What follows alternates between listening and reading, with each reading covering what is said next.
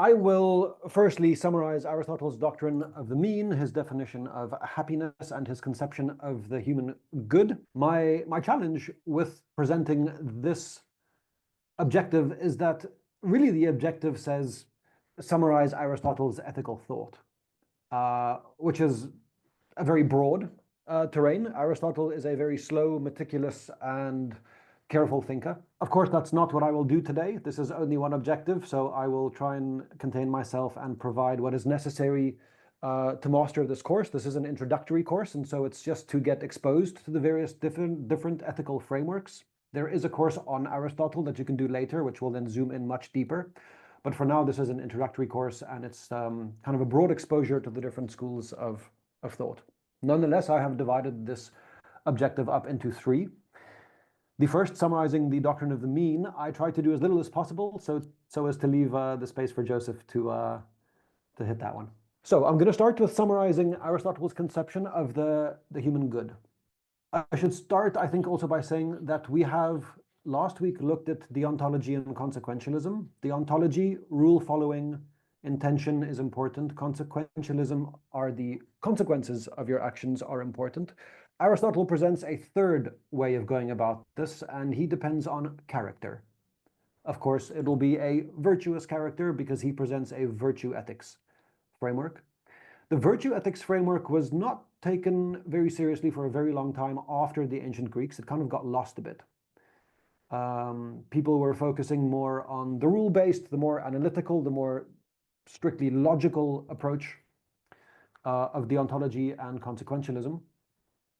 And then a man called MacIntyre wrote a book on virtue, and he kind of revived Aristotle's ethics less than 80 years ago. So it's quite nice to see Aristotle's virtue ethics coming back, and I think it's well worth paying attention to. So, Aristotle's conception of the human good. He starts with the basic question, what are good things? And he says this is not a difficult question. Good things, being healthy, having friends, being respected, having honor in your community is one that he mentions, being a good friend to other people. There's no question here. That's fairly straightforward. The interesting question is, how do we place these in a hierarchy? In other words, what is the human good that we strive for? If we make a list, we can miss some things from that list, and then it would be an incomplete list. Probably it'll always be an incomplete list. And also, once again, a list of things to aim for in order to try to live an ethical life seems tedious. And it doesn't give us the framework of why are these the things that we're trying to go for, or how do we try to achieve these things. It simply gives us a list of stuff to pursue. Being a careful thinker, Aristotle is curious about what organizes this list. So he's looking for the good, or the highest good. And he says we can identify some characteristics about this good. And here I'm answering really the conception of the human good. And he says, well, it'll be desirable for itself. And so all other goods are desirable for the sake of this good.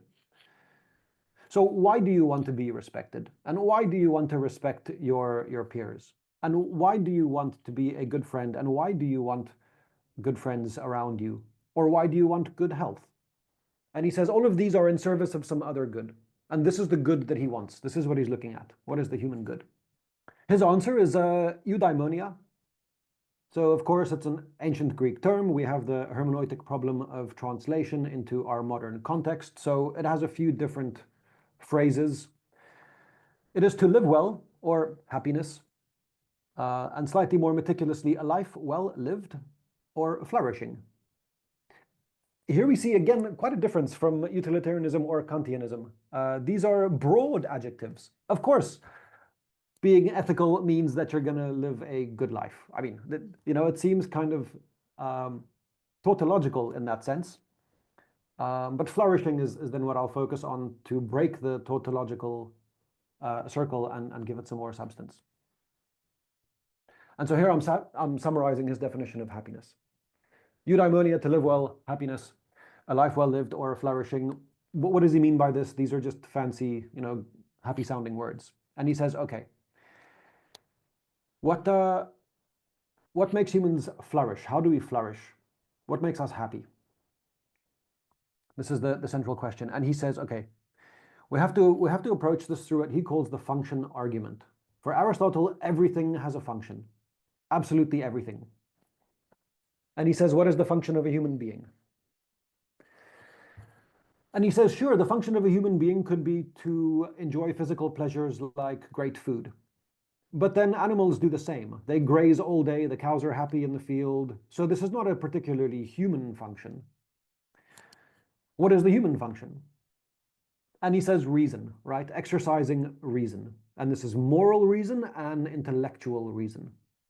This distinction is not super important for the moment, but it is being able to exercise reason. And so what is the function of the human being really? It is virtuous activity in accordance with reason. So using our reason to act in a way that is virtuous. Virtue being moral reason, and in accordance with reason, this could be our intellectual reason, our communities, our societies, the world in which we find ourselves, and the world that we have made for ourselves. Very important here, if we're looking at his definition of happiness, is that he does not say that happiness is a virtue. He says happiness is a virtuous activity. So he says virtuous activity in accordance with reason is human function. And the human function, if we pursue this, we flourish. If we flourish, we have happiness, we have eudaimonia, we've achieved this status. And so it's an activity, so we have to do stuff. Living well is not a state of mind. It is to do, to engage in the world, to act. So lifelong activities that engage the virtues in our reason. So Aristotle wants us to think of our ethical status and to think of what it means to be a good person in the much broader sense of what is it to lead a good life, as opposed to, we can say, deontology and utilitarianism, which gives us a means of evaluating each act in itself. Should I do X or Y in this context? Remember, last week we spoke about lying for Kant. You should not lie for the following reasons. So in this case, do not lie. Aristotle says, what is the kind of person, what is the kind of behavior and the kind of life that ends up being a virtuous life? Which activities do we engage in? How do we engage in these activities to then have the good life, human flourishing, and therefore be a virtuous person? In other words, a morally good person. One of the tools he uses for this is the doctrine of the mean. So we have too little on the one hand, deficiency, too much on the other, the excess. The mean, of course, will be somewhere in the middle. Virtues are always the means between two vices. One of extreme or excess, one of deficiency.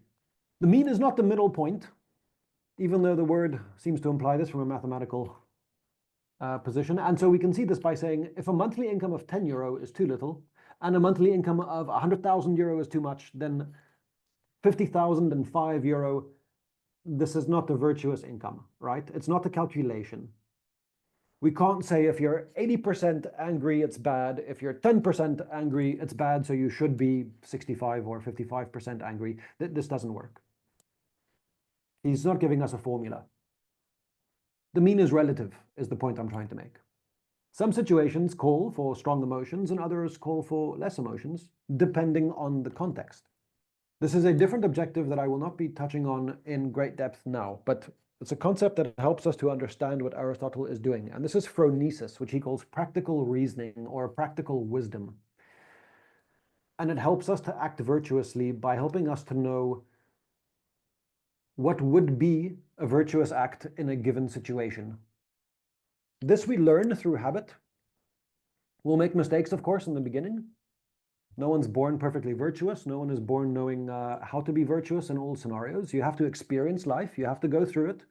And as such, you learn how to start making more and more virtuous decisions or calls in different contexts. Phronesis is, I think, understood quite well as if you're lost in a forest somewhere, you can have a map with you, which is a straightforward one-to-one representation of the forest you're in. And it contains all the information you need to get out, provided you know where you are and you can read the map. And if you don't have your starting point, if you don't really know where you are, maybe it's a bit foggy, you don't see the sun, you can't orient yourself, then the map is not very useful until you blindly stumble across the one river that's on the map, and then you think you found, a starting point. But that blind stumbling is not really great. The other alternative is you have a guide with you who knows forests generally. Doesn't know this forest, but knows that this is the kind of forest that you find in this latitude, and so typically these kind of forests have X, Y, and Z. And so it's much more of an open-ended kind of help. And it doesn't really matter your initial starting position. If you have a guide person with you, they can help you navigate and come up with solutions or find ways to survive or find ways to make yourself visible to people who want to help you, or find ways to continue being in the forest. Or of course you can have your map. And Aristotle presents us with his guide. It's rough around the edges, mistakes are going to happen. It doesn't give you a step-by-step formula for how to survive or escape your lost situation, but it will help you through the process. And this is something that we learn. At the same time, there's a beautiful self-referentiality to the idea of the mean being the virtue, or virtuous being the mean. And that is that we apply this very idea to itself, and we say, okay, you don't every single second of every single day have to always be virtuous, because that is kind of the extreme of excess. We can make mistakes, we can learn by doing. As long as we understand what the mistake was, we try to do better next time. On the whole, we are virtuous. This is in the right direction. This is a good life to live. We'll flourish, will tend towards flourishing. You may have low moments of boredom, or when you feel you do not flourish, or when you do not act in a flourishing way and you may not be the best neighbor to your neighbors. Fine. As long as we generally have the mean going through our life in a much larger context. It is unusual that ethical theories can speak about themselves in this way. Deontology can't tell us much about deontology from its own perspective, nor can consequentialism. So I briefly summarize what I've said so far, because I've been speaking for some time, and if this were an objective, he would not be giving us this 15-minute summary of, or tour through some of the core concepts of Aristotle. And so, to summarize his conception of the human good, well, it concerns what is unique to humans, so reason. It is something that we will do for its own sake. It fulfills a unique human potential, and that is to flourish through the virtuous use of reason, which is then also the summary of his definition of happiness, eudaimonia, the cultivation of virtues over time, living a life in accordance with virtue using our reason, and it's a long-term activity, not a momentary pleasure. The golden thread, I like to think about it as a golden thread. If you're laying on your deathbed and you think back of your life, is there some sort of golden thread or a bunch of golden threads you can pull through and say, on the whole, I think I acted virtuously, and on the whole, I was a good friend to my peers and my neighbors, and on the whole, I was a useful citizen, and on the whole, I was a great father, sibling, child. Yeah, of course, you have bad days when you snap a little bit. We're human, that's fine. But is the mean of our life the mean? Really is the way to look at it. And then lastly, summarize his doctrine of the mean, the golden mean, its relative between two vices, excess and deficiency. I thought I'd end with just a little bit of reflection on this position. Strengths, okay, it's a lifelong approach. This is a really good strength, I think. It allows for human nuance and the gray areas. It's not exacting, like you must follow these rules, and if you don't follow a rule, then you're a horrible person. It includes emotions and reason, which is nice. And it emphasizes human flourishing. So there's a larger goal to this position other than follow the rules. If you follow the rules, you're good. Or act in the best consequences for everyone, just do it all the time. And this says develop as a person, grow over time, become who you are. The weaknesses, not so different from the strengths, unfortunately. Doesn't really give us clear guidelines on how to act. What about a court, right? Do you go into the court and you say, yeah, well, I tried to be virtuous. It didn't kind of work, but I was mostly virtuous. And the court says, okay, you're kind of not guilty. Like, what do we do with this? It's a bit difficult in a large, complex society. It's relativistic. Genet, you mentioned this last time very, very well. What is virtuous in one society is not necessarily virtuous in another. Privacy is one such idea. Privacy is a fairly modern Western concept, and it may be very virtuous to give people privacy, but go back a couple hundred years and it is not virtuous to give them privacy. Silent reading, for example. For a very long time, silent reading was considered dodgy, because what are you doing that's so private that you don't want to share? Are you plotting, scheming? Are you doing something untoward? What is that, weird magical text that you're not sharing with us? Today, silent reading is, of course, accepted, and it's considered in some sense virtuous to cultivate the mind and spend your free time learning.